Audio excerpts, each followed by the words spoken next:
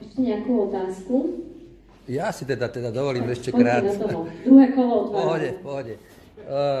Alfa omega je, aby sme vyhrali voľby. Beriem to tak, jasné. Toto všetko vlastne, potom sa od toho sa všetko odvíja.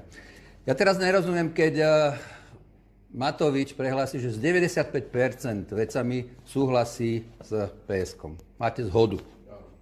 Je problém, aby ste si všetci lídri sadli a chceme vyhrať, to znamená, dali to dokopy na nejaký systém SDK, jak bol, keď porazili Mečiara, vy potrebujete poraziť túto smeráckú hydru, to znamená, dám sa dokopy, povieme kultúrno-etické otázky bokom, 4 roky sa nikto nebude ani debatovať o nejakých potratoch KDH, henty nebudú, ja neviem o čom, pohľaviach, vybavené máme 3-4 základné smery, EU, NATO, prodemokratické, prozápadné hodnoty, vytvoriť právny štát a ostatné veci, ani sa o tom nebudeme debatovať. Myslím si, že aj ten Matovič sa poučil, podľa mňa čaká možno aj od vás, že sadnime za ten stôl, urobme volačo a ja viem, že teraz každý to hrá, ale však aj Saska má, tuším, 6% plus minus, však doberme tú štatistickú chybu 2%, áno.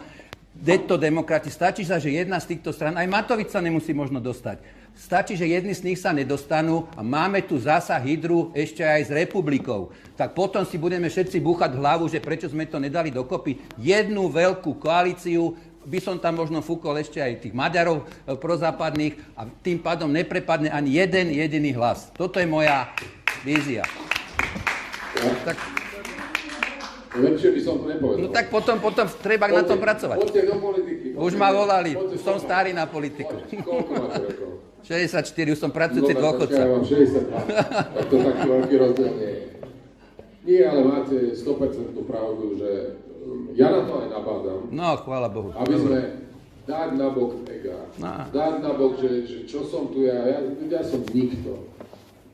Každý má nejakú úlohu, každý chce asi niečo dobre dať na bok ega, postaviť sa k tomu zodpovedne a pán má 100% pravdu, môžeme zabudnúť na úspech, pokiaľ by prepadli vás.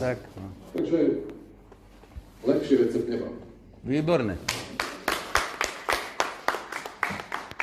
Štvrtok to poviem aj Igorovi. Hotovo. Som zvedavý, jak bude reagovať. Potom vedieť. No dobre, dám, určite.